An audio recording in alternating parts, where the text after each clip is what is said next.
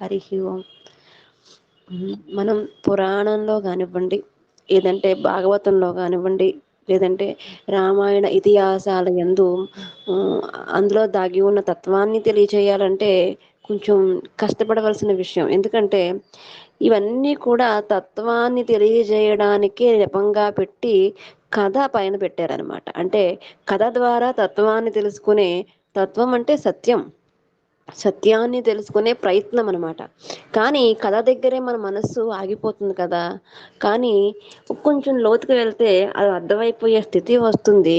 కానీ ఇక్కడ ఆత్మబోధ కానివ్వండి, ఆత్మజ్ఞానం విషయానికి వచ్చేటప్పటికి మహర్షి ఏమంటున్నారంటే ముక్కుసూటిగా ఉన్నది ఉన్నట్టుగా తేల్చి చెప్పేస్తున్నారు.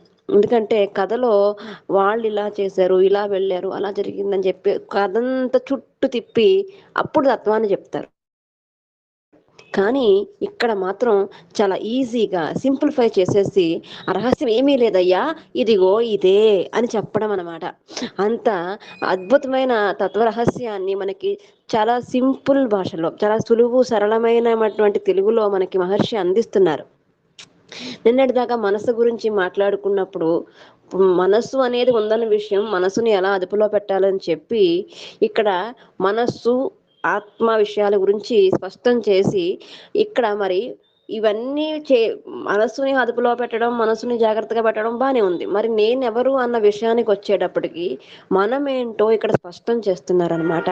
22వ శ్లోకం చూడండి.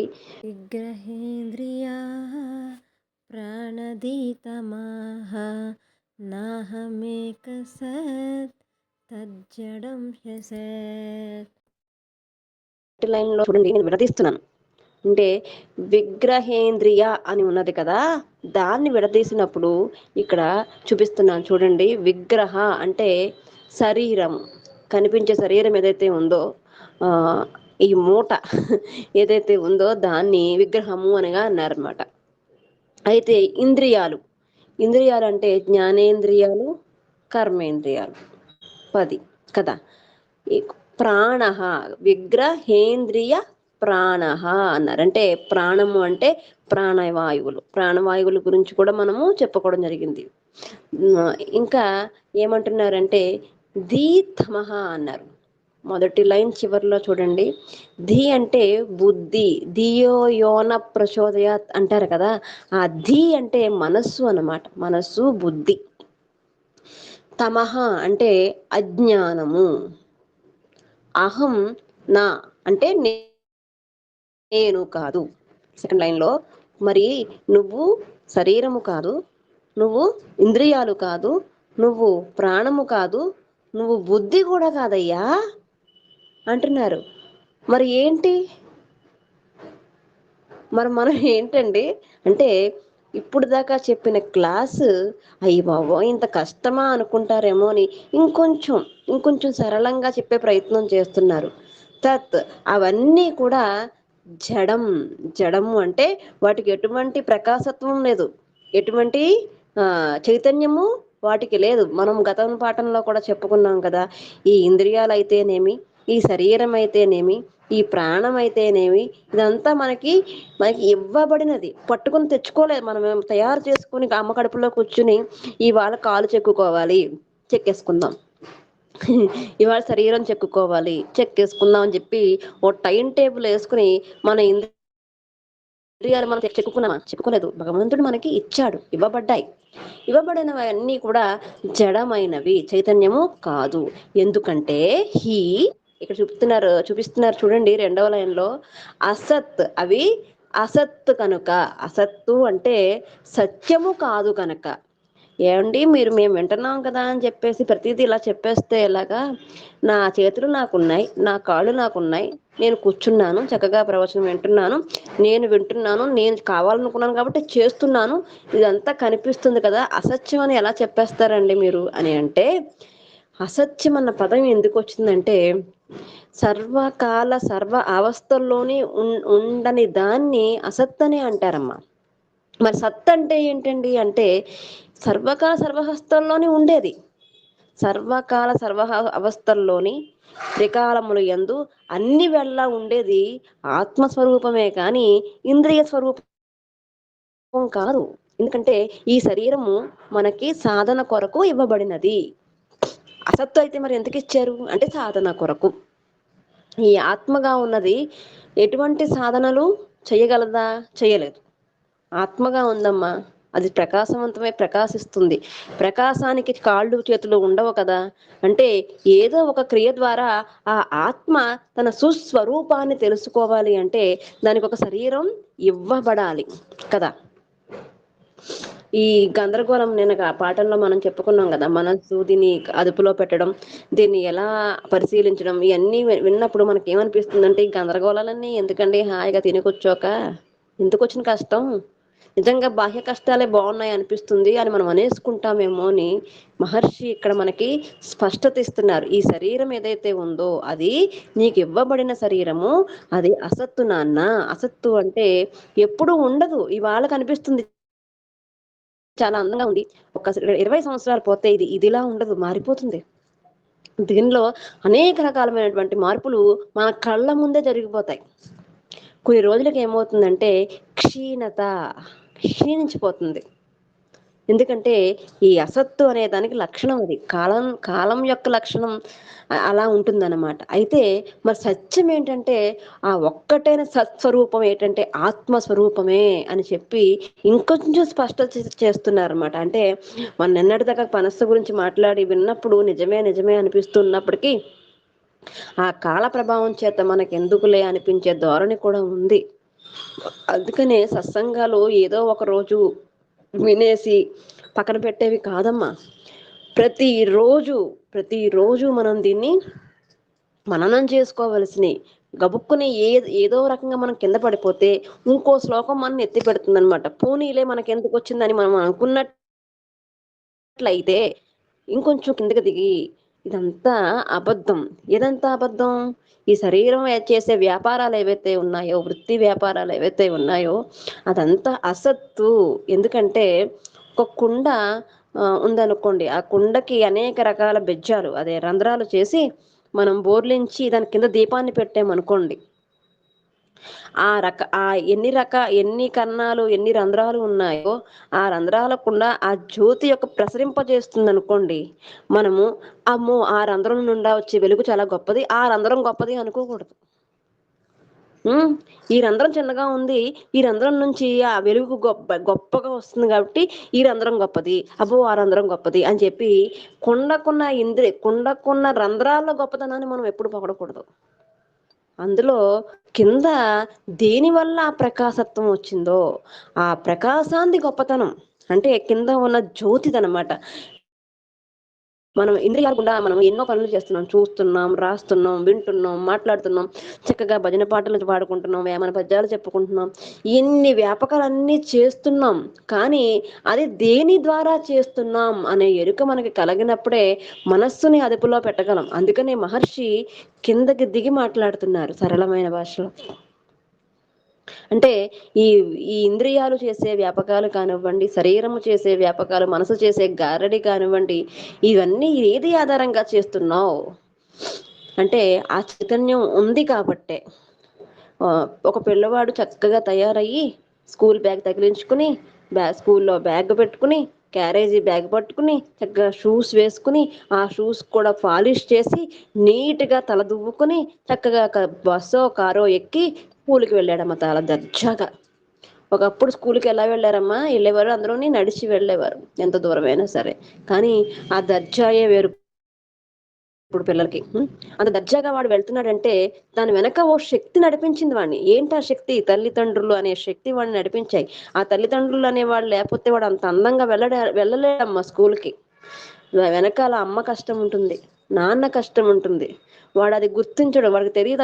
ఆ చిన్న వయసులో వాడు అంత అందంగా తయారయ్యి అబ్బాయి పిల్లాడు ఎంత ముద్దొస్తున్నాడమ్మా, ఎంత అందంగా ఉన్నాడు, ఎంత చదువుకుంటున్నాడంటే వెనకాల అమ్మ ఉంది, నాన్నున్నారు, వాడిని తయారు చేసి పంపించారు. అలా వాడు గొప్పతనం ఏమీ లేదు అక్కడ. అలా అనుకున్న రోజు పిల్లవాడు మంచి ప్రయోజకుడు అవుతాడు. అలా అనుకోకుండా మరోలా అనుకుంటే వాడు భ్రష్టుడైపోతాడు. అదే విధంగా మనము కూడా ఇంత అందంగా మాట్లాడుకుంటూ, ఇంత సభ్యతగా ఉండి, ఇంత సంస్కారంతో ఉండి, ఇంతమంది పొద్దుట వేళ మనము ఆన్‌లైన్ సత్సంగం ద్వారా ఎక్కడ అరుణాచలం, ఎక్కడ కాకినాడ ఇంత అందంగా మనం సత్సంగాన్ని చెప్పుకుంటున్నామంటే, చెప్పిస్తున్నవాడు ఒకడున్నాడు వెనకాల. ఇదంతా చేయిస్తున్నవాడు ఒకడున్నాడు. సత్య వస్తువు ఒకటున్నది ఇంత అందంగా ఇది జరుగుతుందంటే. అటువంటి మహాత్ముడు మన వెనకాల ఉండి ఆ చైతన్యం ఏదైతే ఉందో మనల్ని నడిపిస్తుంది ప్రతీది కూడా. కానీ మనం బుద్ధి ద్వారా పక్కదారులు పట్టకుండా ఆ బుద్ధి చేతే మంచి మార్గంలో అన్నారు చూసారా, ఆ అనేది ఏదైతే ఉందో దాని ద్వారా మనం ముందుకెళ్లే ప్రయత్నం చేయాలి. అది మన సుస్వరూపం. ఆ స్వస్వరూపాన్ని పట్టుకోవాలి తప్ప నేను కాబట్టి అన్న భావన గతంలో చెప్పున్నారు.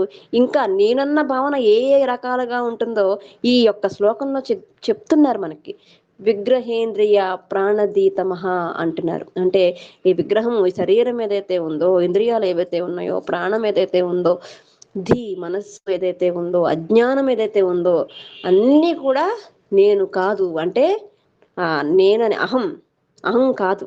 అది మనం కాదు. మనం ఏంటి మరి? మనం ఏంటంటే చైతన్య స్వరూపులం, ఆత్మస్వరూపం, ఆనంద స్వరూపులం అని నిజ స్వరూపాన్ని, మన యొక్క అసలు స్వరూపాన్ని టూకీగా ఎటువంటి ఇది లేకుండా ఖచ్చితంగా చెప్పేశారు మహర్షి.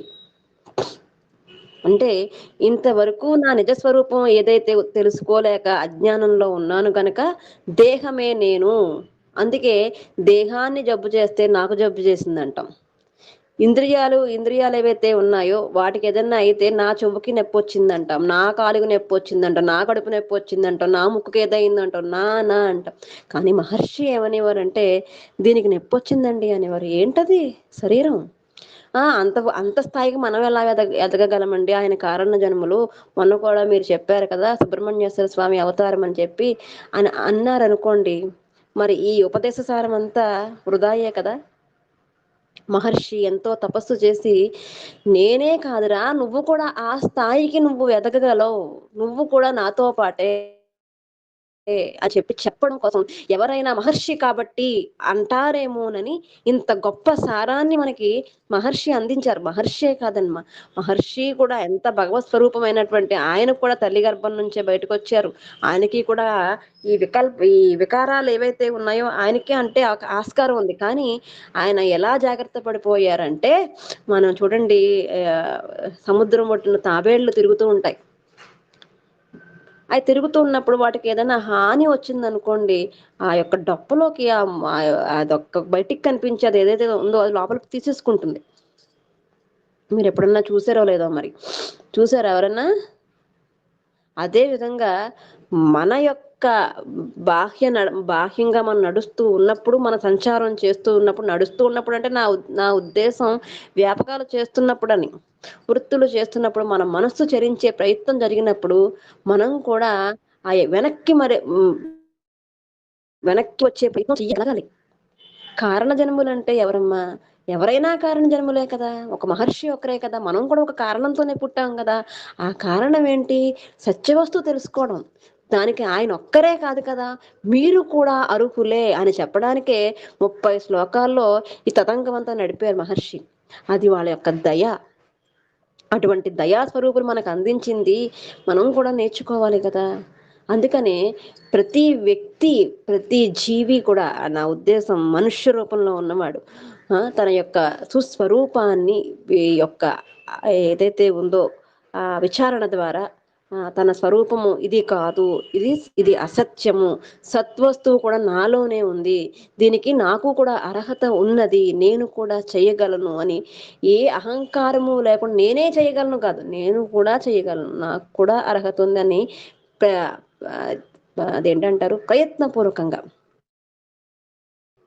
ప్రయత్నపూర్వకంగా మనము వెళ్ళాలి. అలా కాకుండా ఉపాధులతో తాదాప్యం చెందిపోయి ఈ శరీరమే నేను అనుకుంటున్నాను అనుకోండి, ఇదంతా కూడా ఏమైపోతుందంటే నిజం తెలియక కలవరపాటు పడిపోతుంది. ఎలా విద్యార్థి స్కూల్కి వెళ్ళి నేనే వచ్చేసాను, నా ఇష్టం వచ్చినట్టు ఉంటాను అంటే నలుగురు తిడతారా? నీ ఇష్టం ఏంట్రా, నేను తీసుకొచ్చింది ఒకడున్నాడని ఎలా చెప్తారో అలా మహర్షులు కూడా మనకి చెంప దెబ్బ కింద కొట్టి నువ్వు ఇది కాదు, నీ వెర్రిపాటు, నీ వెర్రి వేషాలు ఇవి కాదు, నువ్వు చైతన్య స్వరూపానివిరా అని చెప్పి మహర్షులందరికీ కూడా, అందరూ కూడా మనకి జ్ఞానబోధ చేస్తున్నారనమాట. నేను ఏకమైన సత్ రూప చైతన్యాన్ని అని చెప్పి చెప్తున్నారు. ఇవన్నీ అసత్తు రూపాలు, జడ రూపాలు. నిజానికి ఇది చెయ్యి ఉందమ్మా, చెయ్య నిజానికి జడమే కదా. చైతన్యం అయితే మనం ఏదన్నా తీసుకోవాలనుకుంటే మనం వెళ్ళి తీసుకోకర్లేదు కదా. దీనికి చైతన్యం ఎలా వచ్చింది? వెనక ఉన్న ఆత్మ ద్వారా ఆ చైతన్యం వచ్చింది. కానీ నిజానికి ఇది జడము. వీటన్నిటినీ నేను తెలుసుకుంటున్నాను. తెలుసుకునే నేను తెలియబడే వాటి కన్నా ఎప్పుడూ వేరుగానే ఉంటాను. అర్థమైందా? ఏం కనిపించవద్దు. ఏదైతే నేను తెలుసుకోబోతూ ఈ ప్రయాణం మొదలు పెట్టానో, దేని ద్వారా నేను తెలుసుకుంటున్నానో అది నేను కాదు. అంటే నేను చెవుల ద్వారా నేను భగవంతుని తెలుసుకునే ప్రయత్నం చేస్తున్నాను, నేను ఇంద్రియాల ద్వారా వింటూ ప్రయత్నం చేస్తున్నాను, నేను మనస్సు ద్వారా సాధన చేసి ప్రయత్నం చేస్తున్నాను. కానీ ఇది నేను కాదు, నేను వాటిని ఉపయోగించుకుంటున్నాను. అంతే కదమ్మా. ఇంద్రియాల ద్వారా మనం భగవంతుని తెలుసుకునే ప్రయత్నం చేస్తున్నాను. పుస్తకాన్ని పుస్తకం అని తెలుసుకుంటున్నామంటే పుస్తకం నాకన్నా వేరుగా ఉన్నది కదా. అలాగే ఈ దేహాన్ని, ఇంద్రియాలను, ప్రాణాలను, మనస్సుని, బుద్ధిని, చివరకు అజ్ఞానాన్ని కూడా, అబ్బా ఎంత బాగా చెప్తున్నారు చూడండి మహర్షి. అజ్ఞానాన్ని కూడా నేను తెలుసుకోవాలి. కనుకనే నేను వాటన్నిటికన్నా వేరుగా ఉన్నట్లయితే నన్నెన్నటికీ అవి అవి కాదు. మనం అవన్నీ మనమే ఆపాదించేసుకుంటాం. మనం చేయగలం ఏంటండి, మనంది కాదండి, మంద కాదండి, మంద కాదండి. యదృశ్యం తత్ జడం. ఏది దృశ్యమో తెలియబడేదేదో అది జడమైనది. కనుక నాచే తెలియబడే శరీరము, నాచే తెలియబడే ఇంద్రియాలు, నాచే ప్రాణాలు, మనోబుద్ధులు అన్ని జడాలే. ఇవన్నీ కూడా ఇవాళ ఉంటాయి, రేపు పోతాయి. ఏమో గంట తర్వాత ఏం జరుగుద్దో కూడా మనకు తెలియదు. కానీ మనము అంటే ఇక్కడ శరీరం ఉన్నా లేకపోయినా ప్రకాశించేది చైతన్యము. ఆ చైతన్యాన్ని తెలుసుకోవడమే మన ప్రయత్నము అని మనం చూడాలి. ఇంకొంచెం బాగా చెప్పాలంటే మీకు తెలుసున్న ఉదాహరణే, మొత్తం ఇల్లంతా కరెంటు పెట్టుకుంటామమ్మా. ఆ కరెంటు మనకి ఎలా వ్యక్తమవుతుంది? ఫ్యాన్ రూపంలో, లేదంటే బల్బు రూపంలో, ఫ్రిడ్జ్ రూపంలో, వాషింగ్ మిషన్ రూపంలో మనకి ఎలా వ్యక్తం అవుతుందో మనలో ఉన్న చైతన్యం కూడా మన ఇంద్రియాల ద్వారా, మనస్సు ద్వారా, శరీరము ద్వారా వ్యక్తం అవుతుంది. ఆ విధంగా మనం తెలుసుకుని శరీరంలో ఎప్పుడో ఒకప్పుడు చైతన్యరహితమైపోతుంది. అంతే కదమ్మా. ఇవాళ చక్కగా ఆనందంగా మనం మాట్లాడుకుంటున్నాం వాళ్ళము. ఆ చైతన్యం పోయిందనుకోండి, ఏమంటారు? శవం అంటారు. ఆ చైతన్యాన్నే శివం అన్నారు.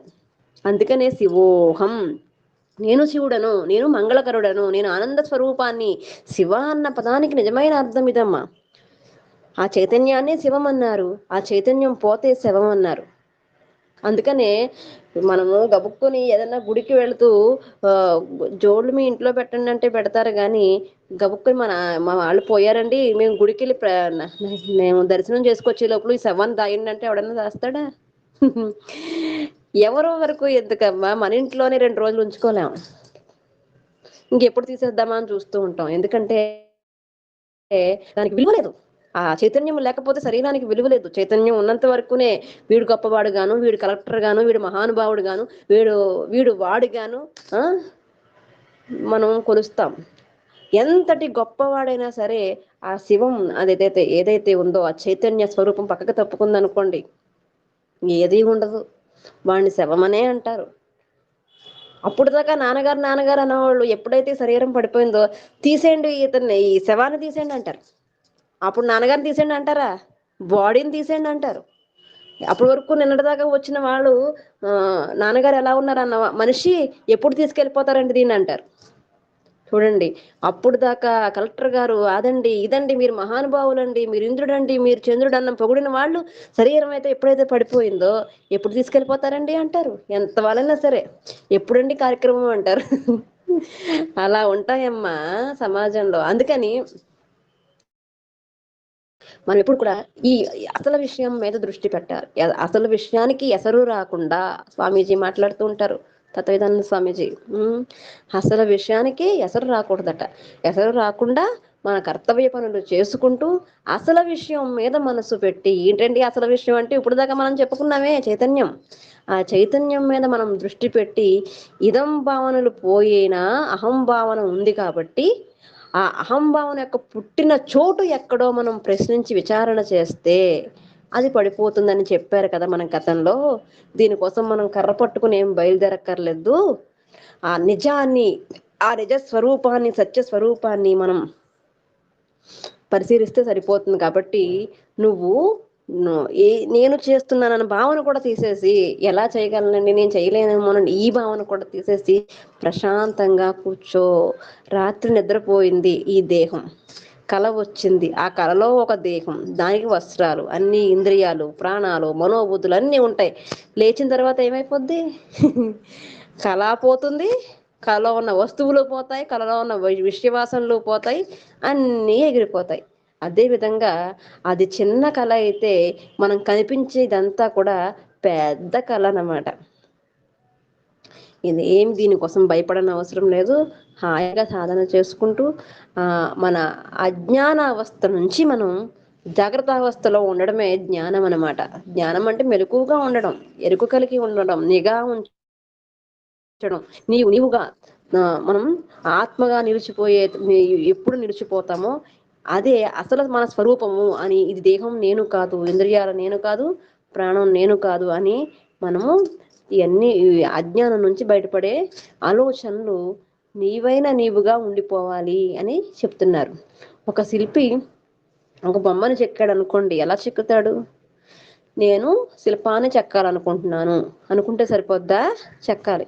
ఒక రోజులో అయిపోద్దా? ఏమో. 2 రోజులు పడుతుందా? తెలియదు. అలా మనం చేస్తూ ఉంటే ఎన్ని రోజులకైనా శిల్పి చెక్కాలనుకున్నప్పుడు 2 రోజులకో, 3 రోజులకో, వారం రోజులకో మొత్తానికి చెక్కుతాడు కదా. ఒక రోజు కన్ను, ఒక రోజు ముక్కు, ఒక రోజు కాలు, ఏదో ఒకటి చేస్తూ ఉంటాడు. అదే విధంగా మనం కూడా మా చైతన్యాన్ని తెలుసుకోవాలి అనుకున్నప్పుడు ఇవాళ కాకపోతే రేపు, రేపు కాకపోతే ఎల్లుండా, లేదంటే నెల, లేకపోతే 6 నెలలు, ఎప్పటికొకప్పుడు ప్రయత్నం అంటూ చేస్తే అది సఫలీకృతం అవుతుంది కదా.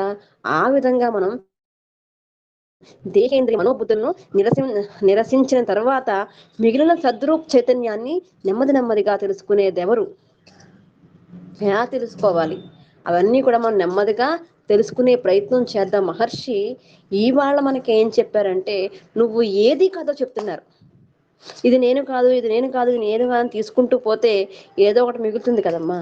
అంటే మనస్సు గురించి ముందు పాఠాన్ని చెప్పేసిన మనం ఇంకా ఎలా సాధన చెయ్యాలో సులువుతరం చేసి ఇంకా మాట్లాడుతున్నారమ్మ మహర్షి. అది మహర్షుల యొక్క దయ అన్నమాట. ఇక్కడ కూడా నీకు అర్థం కాలేదా? ఇంద్రియ మనోబుద్ధులను నిరసించిన తర్వాత సద్రూప చైతన్యాన్ని తెలుసుకునేది ఎవరు అసలు? ఈ ప్రకాశం వల్ల ఆత్మ ఎలా తెలియబడుతుంది అనేది మనం వచ్చే క్లాస్లో తెలుసుకుందాం. ఈ వాళ్ళ క్లాస్లో మాత్రం మనకి ఏదైతే ఇవ్వబడినవో వాటి ద్వారా మనము చైతన్యాన్ని కనుక్కోవడానికి ఇవి ఇవ్వబడాయి. ఇవి ఇవ్వబడడానికి కారణం ఏంటమ్మా? హాయిగా మనము ఆ యొక్క విలాసాల వెంట పడి అసలు విషయాన్ని మర్చిపోతామేమో అని చెప్తున్నారనమాట. అంటే విలాసాలకి వెళ్ళకూడదా అండి అంటే వెళ్ళాలి, భగవంతుడు ఇచ్చాడు కదా మరి. కానీ వెళ్ళి అక్కడ ఉండిపోకూడదు. మళ్ళీ వెనక్కి వచ్చి అసలు స్వరూపం గురించి మనం విచారణ చేయాలి. ఎక్కడికి వెళ్ళినా మనసు అక్కడే ఉండగలగడమే నిజమైన ధ్యాన సాధన అనమాట.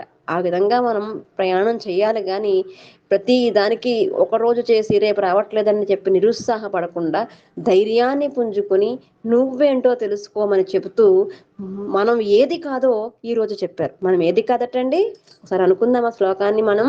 మనం ఏది కాదంటే విగ్రహేంద్రియ ప్రాణదీతమా నహ మేక సత్ తజ్జడం హస్యత్ అంటున్నారు.